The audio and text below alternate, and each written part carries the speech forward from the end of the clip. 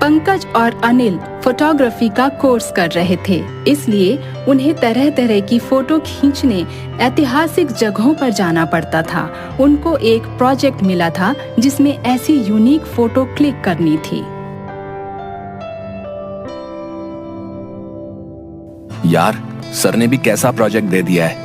Unique photo कहाँ से लेकर आएंगे? हमने लगभग सभी जगहों पर तो फोटो शूट कर लिया है। अब यहाँ पर तो कुछ बचा नहीं है, और जो बचा है तो वहाँ हमारे सीनियर काम करेंगे। अब हम क्या करें? प्रोजेक्ट तो पूरा करना ही है। हमारे मार्क्स कम आएंगे तो दिक्कत हो जाएगी यार। पंकज और अनिल बात कर रहे होते हैं, तभी उसी कॉलेज में पढ़ने वाला एक लड़का अमित वहाँ आता है। तुम लोग परेशान मत हो, मेरे पास एक उपाय है। मेरे गांव के पास बहुत सारे ऐतिहासिक खंडहर पड़े हुए हैं, वहां तुम्हें काफी अच्छी फोटो मिल जाएंगी। अरे वाह, ये तो बहुत अच्छी बात है। मैं आज रात की ट्रेन से अपने गांव जा रहा हूँ, चलना चाहो तो चल सकते हो। मैं गांव में अपना काम कर लूंगा और तुम अपना प्रोजेक्ट पूरा कर लेना। अनिल और पंकज दोनों अमित के गांव जाने के लिए तैयार हो जाते हैं, परंतु उनके माता पिता उनको जाने की इजाजत नहीं देते हैं और उनसे कहते हैं, नहीं बेटा, माना कि तेरी पढ़ाई ऐसी है कि तुझे ऐतिहासिक जगहों पर जाना होता है, पर जिस जगह का कुछ अता पता नहीं है वहां पर तुझे भला मैं कैसे भेज दूं, बता। हाँ माँ, अनिल और अमित भी तो साथ में हैं। तुम क्यों परेशान हो रही हो? मुझे मेरा प्रोजेक्ट पूरा करना है, मुझे वहां जाना ही होगा ना। और एक ही हफ्ते की तो बात है, तुम्हें पता भी नहीं चलेगा और मैं वापस भी आ जाऊंगा। पंकज अपनी माँ की बात नहीं मानता और अमित और अनिल के साथ चला जाता है।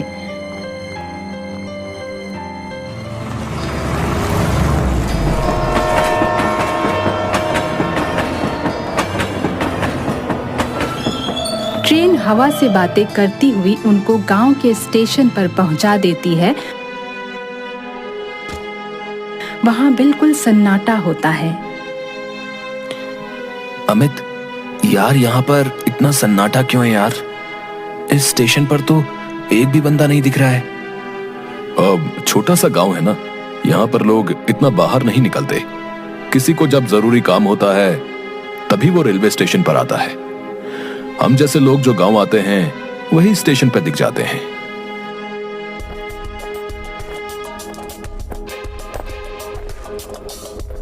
वो तीनों एक बैलगाड़ी में बैठ जाते हैं और गांव की तरफ चल पड़ते हैं।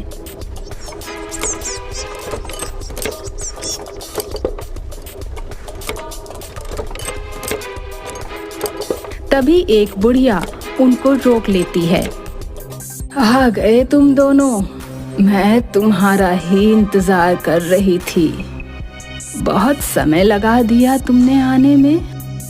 तुम्हें तुम्हारी मौत आखिर इस गांव में ले ही आई। मैं जानती थी कि तुम मरने के लिए जरूर आओगे। अरे अम्मा, जाओ यहाँ से, ये अपने ही आदमी हैं। इन अम्मा का दिमाग चल गया है। ये ऐसे ही बोलती रहती हैं। चलो भैया चलो, थोड़ा तेज बैलगाड़ी दौड़ाओ।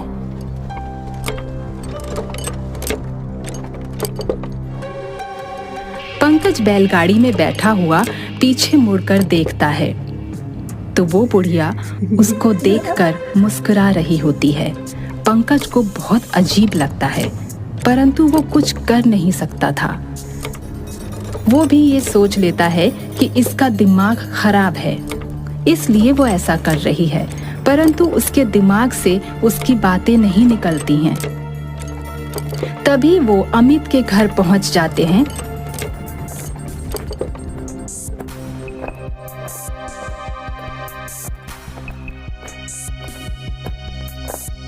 अमित की माँ दरवाजा खोलती है और दरवाजा खोलते ही चौंक जाती है। ये दोनों यहाँ पर? माई, ये हमारे दोस्त हैं। ये कुछ दिन के लिए गांव घूमने आए हैं। ठीक है, अंदर आ जाओ। अमित की माँ उनकी खूब खातिरदारी करती है, परंतु वो पूरे वक्त उन दोनों को एक टकाटक देखती रहती है। ये सब अनिल को बड़ा अजीब सा लगता है। अमित उनको रात में घर से बाहर निकलने के लिए मना कर देता है।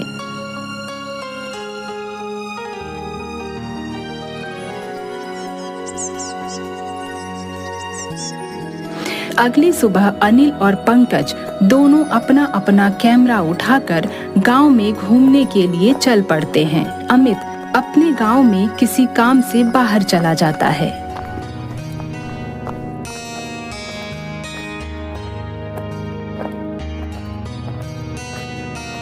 यार, इस गांव में तो कोई अच्छी पिक्चर मिल ही नहीं रही है। अमित ने कहा था कि गांव के आसपास कुछ ऐतिहासिक चीजें हैं जो हमारे काम आ सकती हैं, तो हमें उन्हीं को खोजना चाहिए।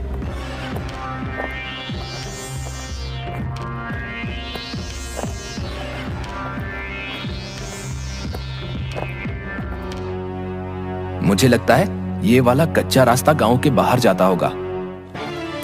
पंकज और अनिल उस कच्चे रास्ते पर चल पड़ते हैं। चलते चलते उन्हें एक पाठशाला नजर आती है जो खंडहर हो चुकी थी। ये खंडहर तो बहुत पुराना लग रहा है, पर इसके ऊपर स्कूल का नाम लिखा हुआ है। लगता है ये पाठशाला सदियों पुरानी है। इसके अंदर जाकर देखना चाहिए कि इस पाठशाला के अंदर क्या राज है।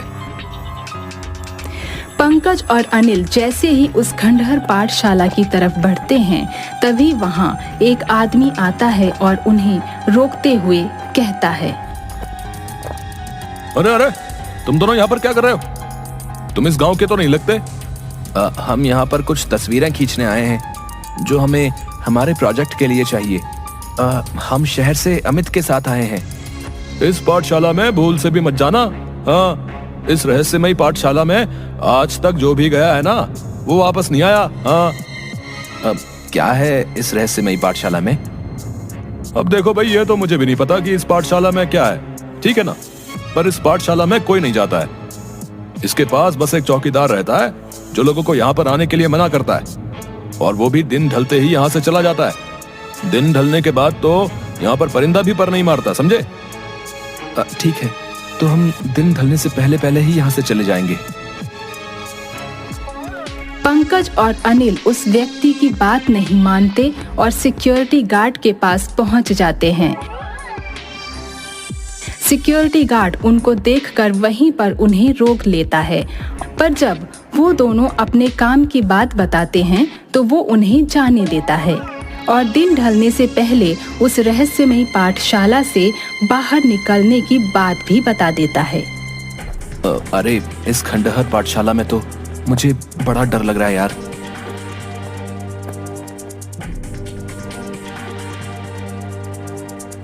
वो देखो, वहां कोने में एक बुढ़िया बैठी है। चलो उससे पूछते हैं कि इस खंडहर पाठशाला का राज क्या है।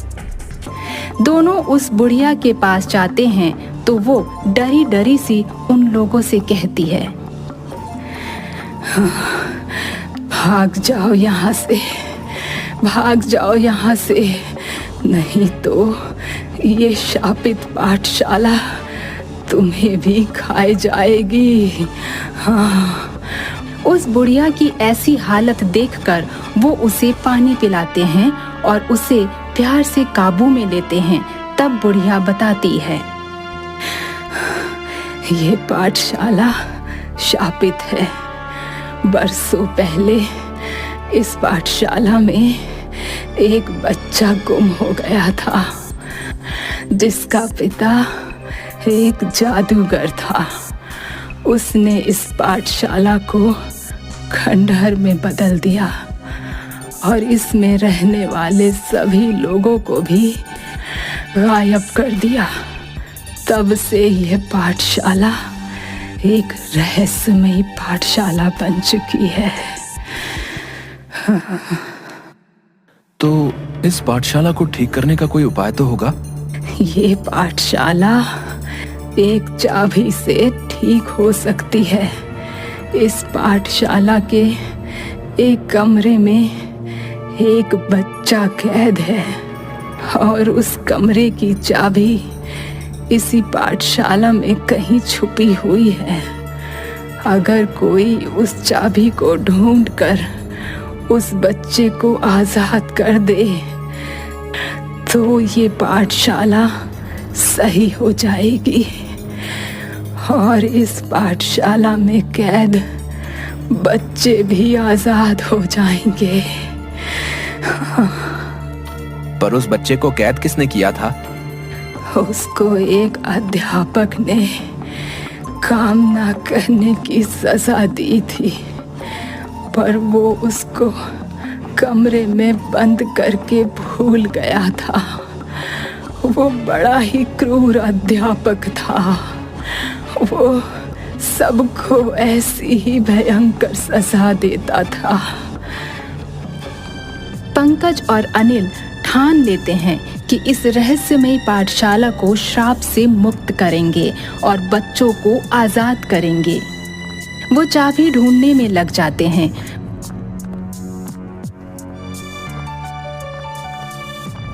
उस पाठशाला में एक लाइब्रेरी होती है। जब अनिल उस लाइब्रेरी में चाबी ढूंढ रहा होता है तो एक किताब गिरती है।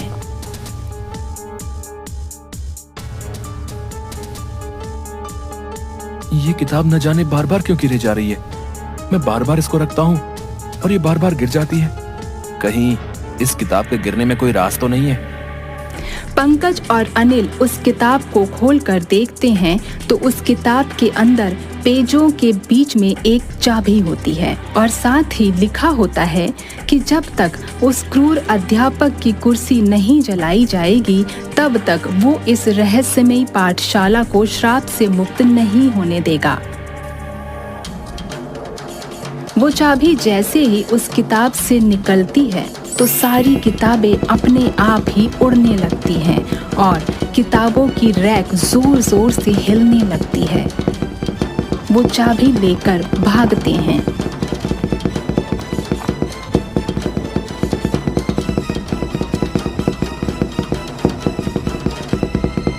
चाबी तो हमें मिल गई, पर वो कमरा कहाँ ढूंढे जहां पर वो बच्चा कैद है?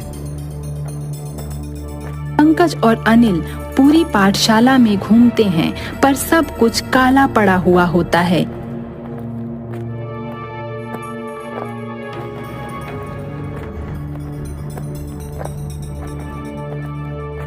तभी एक कमरा दिखता है जो सबसे अलग दिख रहा होता है।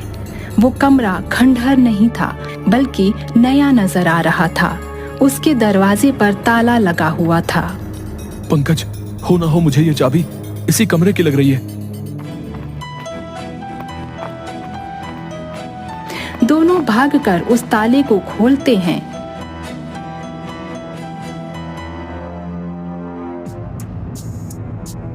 जैसे ही वो ताला खुलता है तो उन्हें वहां पर एक कुर्सी रखी दिखाई देती है जो उस क्रूर अध्यापक की होती है।